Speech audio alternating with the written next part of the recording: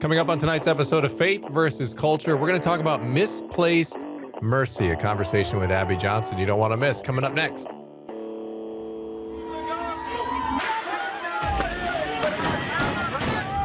Having sex before you marry is a bad idea. Don't tell me there's no such thing as gun violence. That just depends on your definition of when life begins. There are problems of sin and habit that cannot be solved outside the person of our Lord Jesus Christ.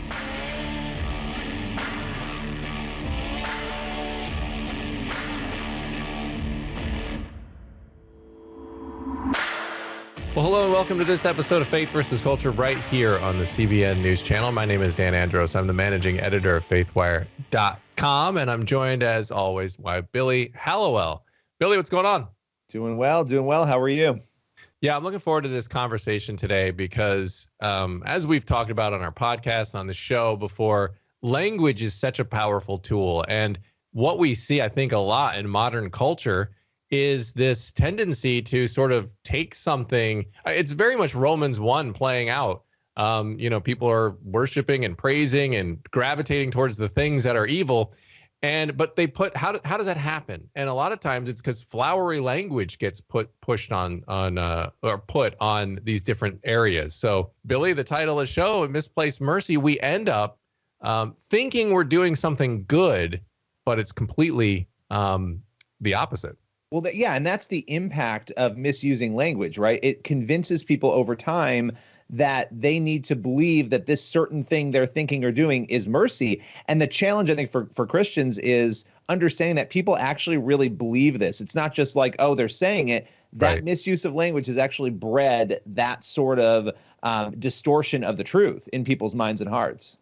Yeah, and one of those people that has lived that experience and is thankfully, she has had an incredible testimony, and we're going to go through some of her story today, and she's got a new book out as well. Abby Johnson, thank you so much for joining the program today. Of course. Thank you so much for having me. Yeah, and so but let's just start real quick with the book, and it's called Fierce Mercy, Daring to Live Out God's Compassion in Bold, Practical Ways. Just tell us a little bit about that and the heart behind it. Yeah, I mean, I felt like, Unplanned came out, super successful. Most people know about that, the book and the film. And, Unplanned stopped 9 months after I had left Planned Parenthood. And, honestly, I didn't really have a good grasp of who I was even when Unplanned came out. And, when the book came out. And so much has happened in my life. I mean, I have been shown God's mercy in so many different ways in my life in the past 12 years. And even just in my motherhood, I mean, we have 8 children now. When I left Planned Parenthood, I had 1. And in my marriage and in the ministry that I have created with former abortion workers. And I just felt like I need to talk about this. I need to showcase God's mercy in some form, and preferably a book. And so that's really what this book is about. It's not just about me, though. It's really about God, and it's about what God has done in my life and how He can work this. Really, I mean, the amount of mercy that He shows us is really scandalous, and how He can work, this amount of mercy in your life. And then what do we do with it? How do we then show that type of mercy that Jesus shows us? How do we show that to other people that we encounter every day, or the people that we have been withholding mercy from? How do we overcome that barrier? Yeah, and I have to ask you, Abby, because you brought up Unplanned, and as you're talking through this, knowing your story and knowing some of the challenges, when you made a decision, you obviously wrote a book, and writing a book is one thing, putting the story out there, but showing the story is a very different thing. And when you made that decision to say, okay, you can make a movie about this and show people who I was and who I am now, what were some of the challenges with that when you saw what that was going to look like before it came out to everyone else? Yeah, I mean, originally I did not want to do the film Unplanned. Originally, I said, no, thank you. I felt like I had been vulnerable enough in the book. And I just thought, I'm not interested in seeing my greatest sins, the worst part of my life. I'm not interested in everybody seeing that up on a screen, right? Sure, my parents are going to see this. My grandma's going to see this. Like, I'm not interested in that, But then, God kept calling me. And so like, I just kept saying no. Finally, my husband was like, have you even prayed about this? And I was like, no, shut up. And, I knew that God was calling me to do this, but I just kept shutting the door. And so finally I said, okay, I'll do it. And that's actually the first chapter of Fierce Mercy is about me going on to the set of Unplanned for the first time. And, I roll up on the set of Unplanned. They had turned this office building into my former clinic. And, it had the fence and everything up. And I walk onto the set, and everybody there, all the extras, the cast, the crew, everybody's like, oh my gosh, Abby Johnson's here, and they're treating me like a celebrity. And I start looking at the filming that's going on, and I'm watching. I've never been on a film set before, and I'm watching everything that's going on, and I'm watching this actress portray me, and I'm watching her living this life that is such a terrible time of my life, right? And an embarrassing time of my life, honestly. And I wanted to get back into my car, slink down on the floorboard, and I was like, oh my gosh, I am not a celebrity. I'm so embarrassed right now. I don't want anybody to know that I'm even here. I wanted to run back into my car and, drive back to Texas. I mean, I was so embarrassed in that moment, and it felt so vulnerable. And I just really wanted to say to the directors, you know what, on second thought, can we just cancel this? I actually don't want to do this anymore. But as I sat there, I remember one of the directors, Carrie Solomon, like reached over and he grabbed my hand, and I was crying, and he just reached over and grabbed my hand. And I just remember, God really speaking to me in that moment and just saying, this is not about you. And that was really, that was what I needed to, be poured into my heart at that moment, because honestly, the movie could have been about somebody named Alice Jones, right? For all it, it didn't matter. It wasn't about Abby Johnson. This was God's story, and it was really about proclaiming his heart and his love of conversion. And so, it was a beautiful moment, but it was also a moment where God really did show me and really pour out mercy onto me once again. I think that's that's just a really fascinating look at somebody tackling something that fear of man, because fear of man is so powerful. It really is. It holds us back from doing so much. So I wanted to ask you, because you kind of just powered through that. And once you got through to the other side of that, I'm sure it probably didn't happen like instantaneously or overnight, but did you feel sort of a freeing thing? Because I know anytime I experience something, obviously I haven't to the level that you have with movies and everything else, but when you share something like about your past, about your testimony that is giving God glory, but like you said, exposes that embarrassing part of your life or the shameful part of your life. But when you actually do it, then there's this power that you feel, and you feel just free. And so then you wonder, like, why did I wait to do that? Did you have that same experience? I did, but it took some time, Yeah. honestly, Dan. Yeah. So the producers came down to my home, and they showed me the first like rough cut of the film, and they wanted me to see it first. So they flew down to my house. They show me, and I had seen clips of the film, but I hadn't seen it like put together. So they come to my house, they sit on my couch, they, pop the film on my TV, and Doug and I are sitting on the couch, and we're all sitting there watching it. And we get done with it. And, I'm like, wow, guys, that was great, and they leave. And I remember, we say our goodbyes, we hug them bye or whatever. We go back in, we sit on the couch, and I didn't really know what to say. And Doug was like, he looked at me and he said, well, what do you think? And I looked back at him and I said, I don't want to do this. And he said, well, honey, it's a little too late for that. and then again, Doug looked at me and said, Abby, it's not about you. And so it was like those words like just kept coming, and it was like just this reminder, that I needed over and over again. And I was like, you're right. It's not about me. And so when the film, as it was, that was sort of the final hesitancy that I had, was that moment. And God really like pulled me up out of it. And then I got really excited about it. I got really excited about the idea that, oh my gosh, like people, like God could really do something amazing with this, right? And people, they could really be converted. I mean, lives could really be saved. I mean, there's a reason that this is happening, right? And then when people were, doing the private screenings of the film, and that's when I started getting emails.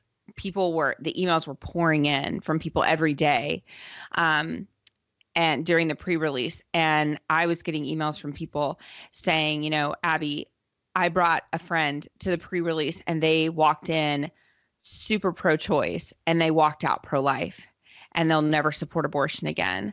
Or people were saying, I brought a client from my pregnancy center and they were going to choose abortion and they walked out and now they're choosing life for their baby.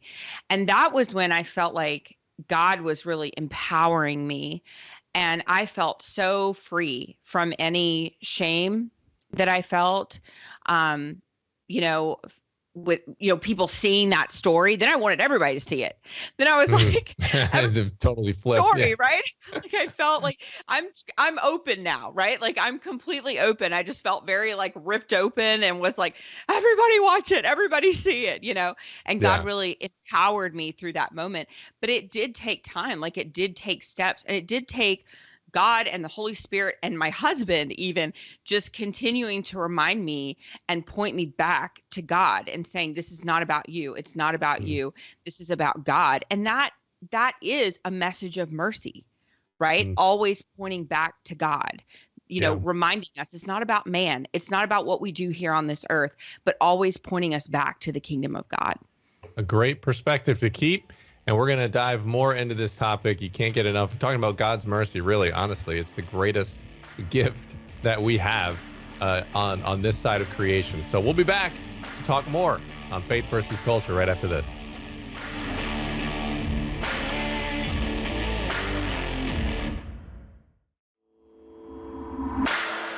All right, we're back on this episode of Faith versus Culture. Dan Andros here, Billy Hallowell there. We're joined by Abby Johnson, her new book, Fierce Mercy, Daring to Live Out God's Compassion in Bold, Practical Ways. So we're talking about that and more today. So, Abby, I have to ask you, when we talk about misplaced mercy, right, the assumption that we're doing something with mercy when we're actually not, when we're compromising truth, take us back to your mindset before your conversion when you were working in the clinic. Did you think you were providing mercy to women? I did. I mean, I have to say, I got involved in Planned Parenthood believing that I was going to be helping women. And I did believe I was helping them. I did believe that I was doing the right thing. I remember having a conversation with a family member of mine one time. And, we were talking about Christianity. And I went to church the whole time that I worked at Planned Parenthood. Now, it was a very pro-abortion church. It was one that it was an Episcopalian church, and their national doctrine supports abortion. So, but I mean, I went to church believing like I am a, pro-choice Christian. And I remember talking to a family member of mine one time and saying, I don't know how any Christian could not support a woman's right to abortion. How could you be a Christian and then send a woman to a back alley abortion clinic? How could you do that? How could you, hurt women in that way? And so I did really believe that I was providing Christian compassion to these women, because I was completely separating the woman from the child that was in her womb, because that's what you have to do in order to do your job each and every day. But then I realized, gosh, if I really want to help women, the only way I can do that is by leaving this facility that I'm currently working at. And that's what we hear from the majority of our clients. And then there were none. They get involved. Nobody gets involved in the abortion clinic because they're like, I want to kill babies. That's not the way it is. They get involved because they want to help women. And then they leave because they realize, I want to help women. And the only way they can help women is by getting out of that clinic. And I think one of the things, talking about misplaced mercy, misplaced compassion would be the same thing. And I talk about that all the time, particularly with young people. Society is preying on our young people today and, using them and this idea of misplaced compassion. And they're saying to them, oh, you have to support abortion because if you don't, then that's mean, that you're not being compassionate toward the mother, right? You have to support, the LGBT agenda, because if you don't, and you don't allow people to marry whoever they want, then that's mean, right? And so all of these things that they're trying to convince young people to support are against the, biblical foundations of Christ, but they're trying to just really prey on their compassionate heart. But really, what is biblical is compassionate. God's truth is compassionate. But that's not what we're teaching them. We're teaching them that the ways of the world are compassionate, but that's really not true compassion. Yeah. That's really not true mercy. Yeah. And my answer to when they say that is, or my question is always, by what standard? I love throwing that in there. But that always leads to an interesting conversation. But I wanted to ask you about, now you're in a pro-life ministry and you're active in that, how important this message of mercy is, and God's mercy in particular, of course, when women realize, or people realize, that they've either had an abortion or they've helped, work in the abortion industry, or even just championed and supported people's right for abortion. When they realize what it is that is actually happening there, I think maybe a stumbling block for a lot of people is the fear of, oh my goodness, like I'm condemned now because of what I've done. So how important is that message of mercy in light of that?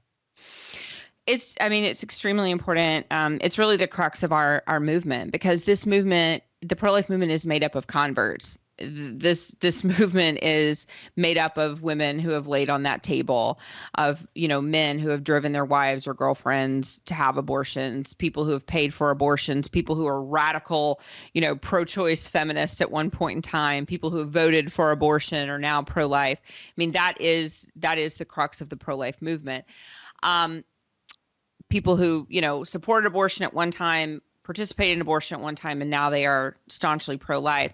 And so, I think one of the hangups that a lot of people have is understanding that God forgives us, but not being able to forgive ourselves. And, that's really a pride issue, not understanding that God is so much bigger than us. God is so much bigger than our sin. God is so much bigger than anything that we could ever do. He's so much bigger than our burdens. We are so small in comparison to how big God is. And so who are we to say that any amount of sin that we commit is bigger than the God that we serve. And so, that's something that we have to set down our pride and say we can bring anything to our God, to our Creator, and He can forgive anything because He is that great. He is that big, and He is that merciful. His mercy is that huge, and He loves us that much. Well, Abby, thank you so much for joining us today. The book is Fierce Mercy, Daring to Live Out God's Compassion in Bold and Practical Ways. We'll be right back.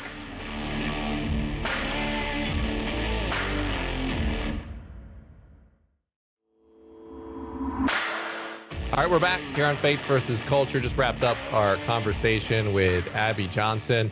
And Billy, that's a fascinating conversation because we talked about facing your, the shame of your sin and your past. And like, she's done that probably in a way that most people have not, obviously, with a whole movie being made about, the most shameful thing in your life. So amazing, that she faced it, but boy, does that give her a platform to talk about God's mercy. It does. And it makes us think about what we believe is merciful. Is it really? We should be assessing that. Does it align with God's will and what God believes is true mercy? Yeah. I mean, because as we mentioned at the top of the show, culture, and Abby was saying this, has just painted all of these things as compassionate and merciful. And like, she really believed working at an abortion clinic was a compassionate thing to do. And so that seems insane to most of us on the outside. Like, how is that even possible? But we have to understand when we approach this that is how many people are looking at that on the inside. So great conversation. If you're just tuning in now, I encourage you to go back and check out this full interview with Abby Johnson. So and her new book as well. So, all right, we'll be back to wrap it up on the other side of the break. This is Faith versus Culture.